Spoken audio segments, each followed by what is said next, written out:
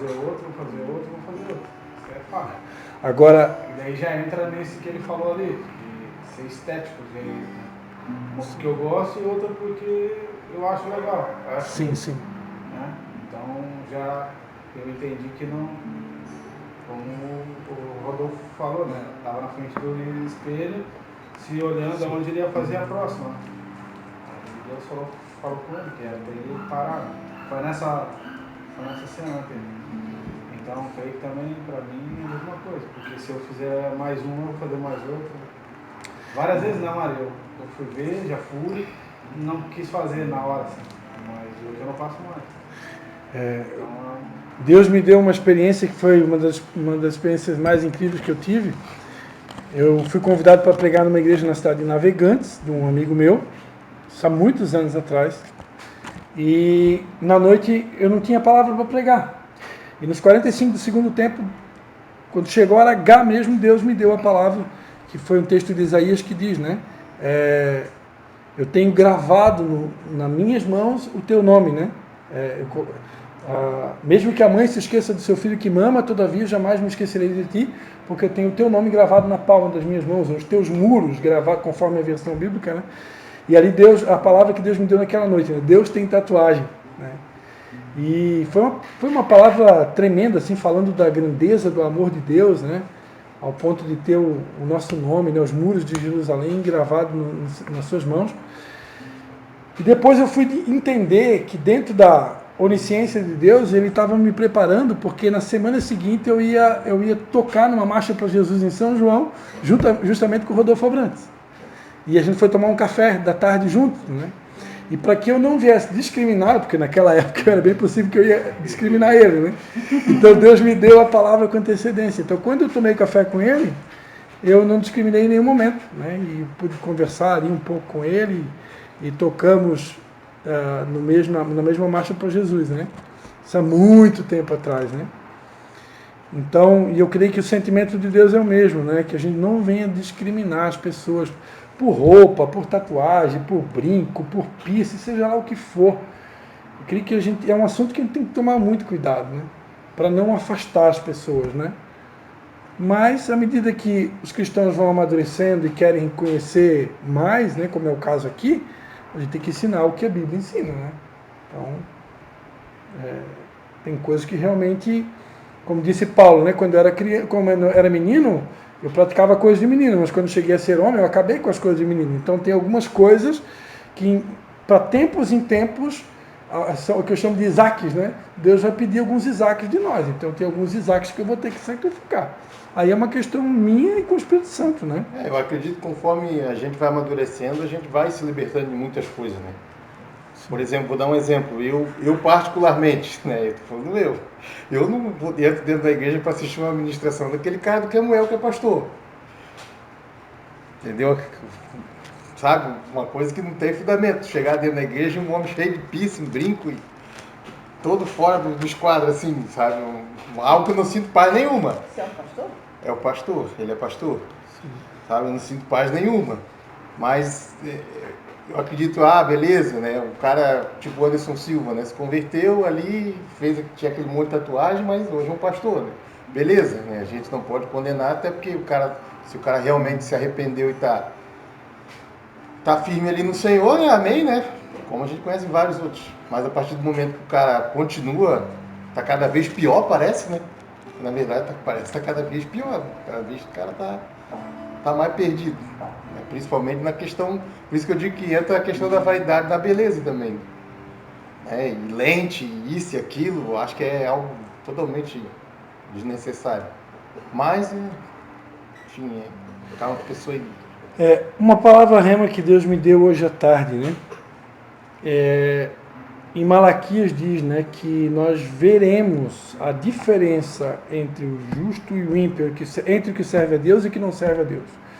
Embora temos aprendido que a principal diferença que Deus quer que as pessoas vejam é uma diferença de dentro para fora, é uma mudança de dentro para fora, eu acredito que essa mudança de dentro para fora vai acompanhar também o exterior.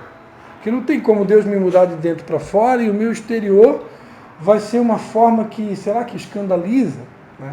A Bíblia diz que se a forma que eu me visto, ou o jeito que eu faço, que eu me comunico, escandalizar um dos meus pequeninos, é preferível amarrar uma pedra de moinho e lançar no precipitar o mar. Então eu tenho que cuidar realmente. Né? Não é só a mudança de dentro para fora, é de fora também. Né? Não estou falando aqui que agora todo mundo vai usar terno e gravata, não é disso que eu estou falando. Mas a gente tem que se vestir de uma maneira que não escandalize. Agora chega a época de verão, tem bastante mulher de Deus, né, postando vídeos, stories e tal, com roupa de banho, de praia. Eu particularmente, eu não acho legal. Eu não acho legal. Eu não quero que a minha esposa faça um stories com roupa de praia, muito menos com biquíni. Né? Se for até um maiô fechado, ainda dá até para considerar, né?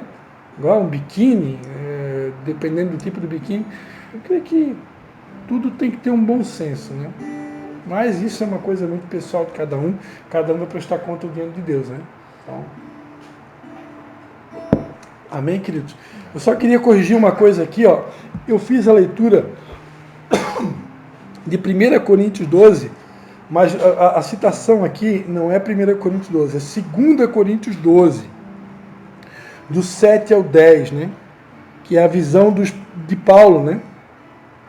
E para que não me exaltasse pela excelência das revelações, foi-me dado um espinho na carne, a saber, um mensageiro de Satanás para me esbofetear, a fim de não me exaltar. 3 vezes orei ao Senhor para que o afastasse de mim, mas ele me disse, a minha graça te basta, pois o meu poder se aperfeiçoa na fraqueza. Portanto, de boa vontade, me gloriarei nas minhas fraquezas, para que em mim habite o poder de Cristo. Pelo que sinto prazer nas fraquezas, nas injúrias, nas necessidades, nas perseguições, nas angústias, por amor de Cristo, pois quando estou fraco, então é que sou forte. Então a gente está falando aqui, né, que em muitos casos Deus limita o seu poder quando o emprega através do seu povo. Aí eu usei aquele texto dos dons espirituais, né?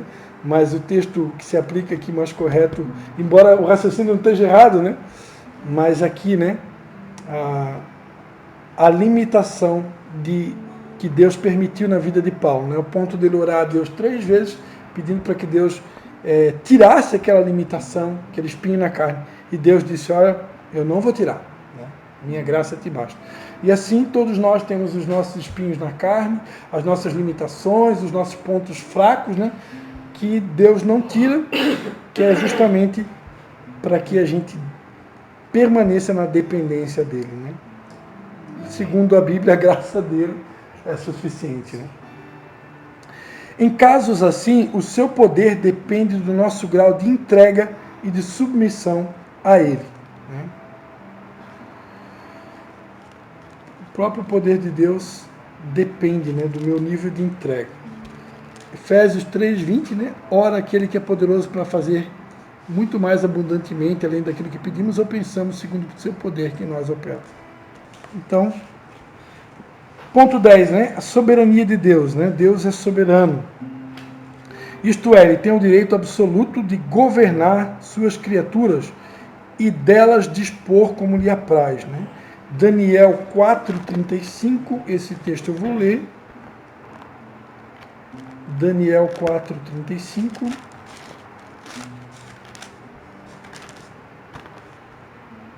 Diz, né? Todos os moradores da terra são reputados em nada segundo a sua vontade. Ele opera no exército do céu e nos moradores da terra. Não há quem lhe possa deter a mão, nem lhe dizer, que fazes? Ninguém pode perguntar, né? O que estás fazendo, Senhor? Acaso não tem o oleiro, né? Poder sobre o barro, né? Para fazer o que ele quiser. Então ele é o oleiro e nós somos o barro nas mãos do oleiro, né? Então ele é soberano. Mateus 20:15 e Romanos 9:21. Então soberania é um princípio muito conhecido, né? Que fala do poder que Deus tem sobre tudo e sobre todos para fazer o que ele realmente quer fazer. Ele é rei sobre toda a terra, né? Ele governa de um alto e sublime trono. Ele possui esse direito em virtude de sua infinita superioridade em sua posse absoluta de todas as coisas e da absoluta dependência delas perante ele, para que continue existindo. Salmo de número 103, né, também bem conhecido, você já deve conhecer, né?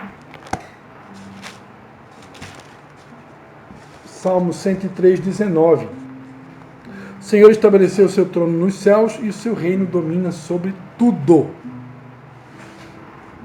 Às vezes a gente pensa que Deus perdeu o controle, né?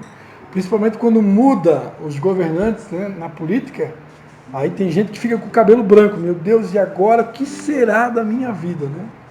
Deus continua governando sobre tudo. Amém. Até o Nabucodonosor, lá no Antigo Testamento, ele era usado por Deus, né?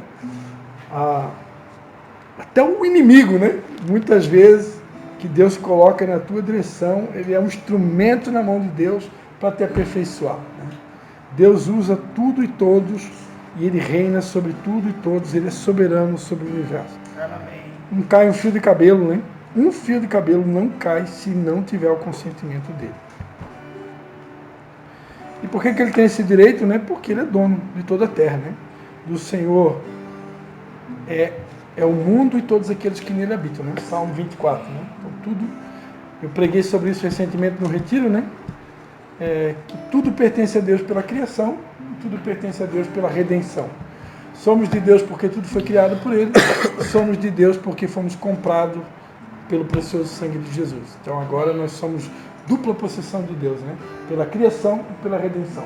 Então aqui ninguém é dono de nada, né? E quando a gente se esquece disso, né? Aqueles que tiveram a oportunidade, eu não sou dessa geração, né? Eu fui batizado na Igreja Católica, mas não tive a oportunidade de ser apresentado, né? Como a gente faz, né? Agora, aqueles que já fazem parte dessa geração, que foram apresentados, foram dedicados, né? Esses daí, então, tá pego, não tem escapatória nenhuma, né? Porque o pai e a mãe foram literalmente lá no altar, eu estou dedicando ao Senhor, estou consagrando ao Senhor, ou seja, essa criança aqui, ela é totalmente de Deus e Deus vai fazer dela o que Ele quiser, porque eu estou consagrando ela. Mas independente de nós aqui termos tido essa experiência, né, porque muitos aqui somos de origem católica, né, não se tinha esse procedimento, mas ainda assim somos do Senhor. Amém? Amém. Para encerrar então a aula de hoje, mais uma característica de Deus, né, mais um atributo de Deus, a misericórdia.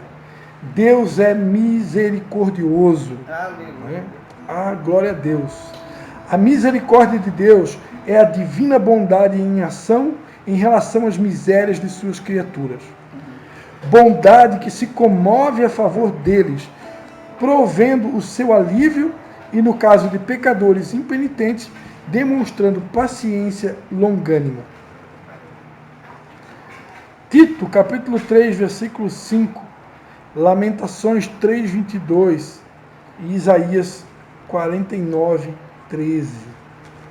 Quero ler Isaías 49, 13 aqui.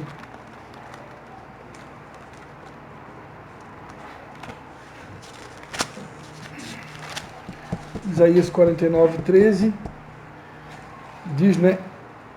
Exultai, ó céus, e alegra-te, ó terra, e vós, montes, rompei em cânticos, pois o Senhor consola o seu povo, e dos seus aflitos se compadecerá. Amém. Aleluia. Lamentações 3, 22. Isso eu quero ler esses três textos, como é pouca coisa, né? Lamentações 3, 22. As misericórdias do Senhor são a causa de não sermos consumidos, pois as suas misericórdias não têm fim. Tito 3, 5. Não por obras de justiça que houvéssemos feito, mas segundo a sua misericórdia. Ele nos salvou mediante a lavagem da regeneração e da renovação pelo Espírito Santo. E aí, um dos textos que eu mais amo, Oséias, esse eu não quero deixar de fora, Oséias 6, versículo 6. Oséias 6, 6. Pois eu quero misericórdia e não o sacrifício, e o conhecimento de Deus mais do que holocaustos. Deus é o Deus da misericórdia e Ele quer a misericórdia, né? Mais um texto aqui. Esse eu quero que você anote. Esse texto, para quem não tem essa informação, Miqueias, né? Miqueias 6:7. Esse texto é considerado o coração do Antigo Testamento. Isso eu aprendi em teologia, né? Miqueias 6:7. Miqueias 6:8, perdão. Diz assim, ó: Ele te declarou ao homem o que é bom e o que é que o Senhor pede de ti, senão que pratiques a justiça, que ames a misericórdia e andes humildemente com o teu Deus. O que é amar a misericórdia? Amar a misericórdia é ter prazer em ter compaixão e se condoer da dor do outro, em colocar o coração na miséria do outro, né? Vocês aprenderam que misericórdia no latim, né, é a combinação da palavra miseres com a palavra cardia, né? Que é miséria, coração na miséria, né? Então, exercer misericórdia é colocar o coração na direção da dor do outro, se compadecer do próximo, né? Como o caso daquele bom samaritano, né? Que pegou aquela pessoa e levou até uma hospedaria, deitou vinho, azeite, né? Deus é assim. Deus é um Deus rico em misericórdia. A Bíblia diz que no Sermão do Monte, né? Eu gosto muito dessa fala de Jesus, quando ele vai dizer: bem-aventurados os misericordiosos, porque alcançarão misericórdia. Será que às vezes alguns de nós aqui já possamos ter tido uma sensação de que parece que faltou misericórdia de Deus em algum acontecimento de dor na nossa vida? Será que isso não pode ter sido porque faltou misericórdia para a gente? Porque a Bíblia diz que os misericordiosos vão alcançar misericórdia. Agora, se eu não for misericordioso, como Deus é misericordioso, será que Deus vai ter compromisso de ser misericordioso comigo? Embora Ele seja misericordioso, né? Então, a Bíblia diz, né, com a mesma medida que eu medi, vos medirão também. Então eu com certeza já falhei muito na minha vida. Mas sempre que o Espírito Santo me lembra, eu tento agir sempre com misericórdia. Porque se eu agir com misericórdia, os misericordiosos vão alcançar misericórdia. E só para encerrar, porque esse assunto aqui é muito forte, tá? Tiago, capítulo de número 2, Tiago capítulo 2, versículo 13, esse texto é muito forte também, tá? Tiago 2:13, né? Diz aqui, ó: porque o juízo será sem misericórdia para aquele que não usou de misericórdia. O que é o juízo? De tempos em tempos Deus executa juízo na terra. E a Bíblia diz em Pedro, né, que o juízo começa pelo Palácio do Planalto? Igreja. O juízo começa pela igreja. Então, de tempos em tempos, Deus executa juízo na terra, né? Alguns acontecimentos fazem parte do juízo de Deus. E a Bíblia diz que o juízo será sem misericórdia para quem não usou de misericórdia. Se eu não ser misericordioso, se eu não usar de misericórdia para com o meu próximo, para com o meu semelhante, quando chegar o tempo de Deus me julgar, é sem misericórdia, ou seja, vai ser doloroso. Agora, se eu for misericordioso, os misericordiosos vão alcançar misericórdia, né? E aí diz aqui, ó: a misericórdia triunfa sobre o juízo. Para Deus, a misericórdia triunfa sobre o juízo, né? Então,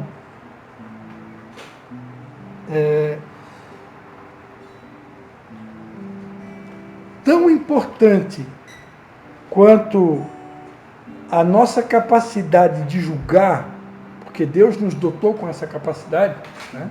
A Bíblia diz que seremos nós a julgar, né? Lá em Apocalipse, que nós um dia vamos julgar a terra com Jesus, né? Embora Deus nos dotou com essa capacidade, porque Ele é juiz também, muito mais do que juízes, nós temos que ser misericordiosos. E tem crente que é ótimo de juiz, mas terrível em misericórdia. Então que nós possamos ser menos juízes, né? Por exemplo, eu que ensino a palavra de Deus, a Bíblia diz que não sejais muitos de vós mestres, porque receberão o juízo mais severo. Quem muito é dado, muito é cobrado. Então, quanto mais você conhece, quem ensina, meu Deus, né? Eu tenho que andar na linha, irmão. Se eu sair fora da linha, eu estou lascado. E quem muito é dado, muito é cobrado. Né? Agora, então, menos juízes, mais misericórdia. Né? Porque Deus é misericordioso. Né? Experimentar a misericórdia de Deus significa ser preservado do castigo a que se faz Deus é o juiz supremo que detém o poder para determinar, em última análise, a punição a quem merece. Em última análise, né, a punição a quem merece. Quando Ele nos perdoa do pecado e a culpa, experimentamos a sua misericórdia. A misericórdia de Deus manifestou-se de maneira explícita ao enviar Cristo ao mundo. Para encerrar então a aula de hoje, é algo que eu tive a oportunidade de aprender uma vez, acho que foi com o pastor Marco Feliciano. Ele explica que a misericórdia de Deus é como uma corda. Deus vai te dando corda. Às vezes Deus usa o Espírito Santo, Deus pode te usar o teu cônjuge, pode usar um profeta, um pregador, para te advertir de uma área de erro, de pecado, que Deus está tratando com a gente, que eu preciso largar a mão, eu preciso abrir mão. Então a misericórdia funciona assim. Deus avisa uma vez, Ele avisa duas, Ele avisa três. Enquanto Ele está no processo de avisar, não tem juízo, porque Deus está te avisando. Só muda, arrepende, não peques mais. Então isso é a misericórdia, né? Isso também está ligado à misericórdia. Deus está dando corda para a gente. Só que lá no céu existe um tempo onde Deus estabelece, como soberano sobre toda a terra, que para cada atitude minha, para cada gesto meu, para cada situação, tem um prazo final onde Deus estipula para que haja uma mudança. Quando chegou o prazo final e não houve a mudança, ou havendo ou não a mudança, o juízo vem. O juízo vem. Onde Deus vai levantar o profeta, vai levantar o homem de Deus, a mulher de Deus. E se eu não tiver tido a mudança esperada por Deus, que Ele já vinha me avisando, aí a justiça vem para cima de mim, eu vou ser disciplinado. E dependendo da disciplina, a gente dói, né? Agora, se houve a mudança, não vai acontecer nada. Né? Porque Deus tem prazer na misericórdia. Ele é misericordioso. Agora, essa misericórdia, ela tem um prazo final. Estou conseguindo entender? Embora a Bíblia diz que ela dura para sempre, mas ela tem um prazo final. São ciclos, né? Por quê? Por que isso? Então quem tem promessa morre. Quem tem Morre promessa morre também. Porque a gente vai aprender aqui, ó, que o mesmo Deus que é misericordioso, Ele também é um Deus de justiça. A gente vai aprender isso na próxima aula. Então não tem como separar as coisas. Não tem. Às vezes eu quero um Deus que seja só misericordioso, mas o mesmo Deus que é misericordioso é um Deus de justiça. Então, como Ele não pode deixar a outra parte, que é a parte da justiça, não tem como ficar de fora, que o caráter dele não tem como diluir, então a misericórdia tem um prazo. Vai dando corda pra gente. Ó, arrepende. Quando chega um prazo, se não houve mudança, vem a justiça, o juízo. Alguns são menos doloridos, outros dói mais. E essa dor do juízo, a dor da disciplina, é para que haja verdadeiramente um arrependimento. Genuíno, verdadeiro. Por quê? Porque Deus não quer nos perder. Deus não quer perder a gente. Então, quando dói, e se dói bastante, louvado seja Deus. Porque Deus corrige a todos quanto ama. Amém? Amém. Então vamos orar aí para... Deixa eu pegar, vamos anotar aqui para não podemos falhar, né? Próxima aula, a gente continua então na veracidade e fidelidade de Deus. O item 12. Ora, Cristo, essa pastorinha aí, agradecendo a Deus pela nossa aula. Hein? Obrigada, Senhor, pela tua palavra. Obrigada porque ela nos direciona. Ela é a luz, Senhor, que nos leva, Pai, para o centro da tua vontade. Sim. Que em nome de Jesus a tua palavra, Senhor, frutifique na nossa vida, através de nós, Senhor.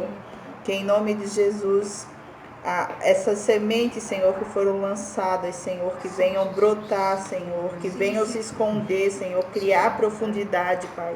porque aqui nós estamos falando, Senhor, da tua soberania, estamos falando da tua misericórdia, estamos falando do teu atributo, Pai.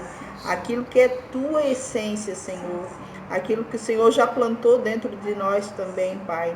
Apesar do pecado, Senhor, nós temos, Senhor, os teus atributos, Senhor, no nosso coração. Amém, nós temos o teu atributo no nosso espírito, Senhor. E que em nome de Jesus, nada se perca diante da tua palavra, Senhor. Que nada se perca diante de ti, Senhor. Como filhos e como filhas, Senhor, estamos aqui dispostos, Senhor, a te ouvir e te obedecer, Senhor. Amém, Senhor Jesus. Tu conheces, sonda os nossos corações, tu conhece a profundidade, a largura, Senhor. Tudo tu nos conhece, Pai. Tu nos gerou antes da fundação do mundo, Pai. Então nós te agradecemos, Senhor, porque temos a oportunidade de estarmos aqui sentados, aprendendo, Senhor, desfrutando, Pai, compreendendo cada vez mais a tua palavra, Senhor, trazendo, Pai, à luz aquilo que precisa ser explanado diante da tua presença, Senhor. Sonda e conhece os nossos corações e nos revela, Senhor, nos revela a tua verdade. E aqui há tantas histórias, aqui há tantas vidas, Senhor, aqui reunidos, Pai, mas também há um coração como filho e como filha, tendo um coração como discípulo, ensinável, Senhor. Nós queremos ter esse coração, Pai, disposto a te ouvir e obedecer, Senhor. Que assim seja, Senhor. Nós te agradecemos pela vida do Christian, Pai, que tem se disposto a estar aqui nesse tempo, Senhor, que tem abrido a mão, Senhor, de estar em outro lugar, de estar com a sua família, Senhor, de estar aqui, Senhor, trazendo a tua palavra, Pai. Eu te peço, Senhor, um galardão sobre a vida dele, Senhor. Eu te peço, Senhor, que a tua provisão, Senhor, venha sobre a casa dele, Senhor, que amplia, Senhor, sobre a sua casa, Senhor, que de repente aconteça sobre a sua casa, Senhor. Em nome de Jesus. Em nome de Jesus, guarda ele, livra ele, Senhor, de todo mal, Senhor, de toda seta do inimigo, Pai. E que frutifique, Senhor, cada dia mais a tua palavra sobre a vida dele e através dele. Que assim seja com cada um também que esteja aqui, Pai. Em nome de Jesus. Amém. Amém.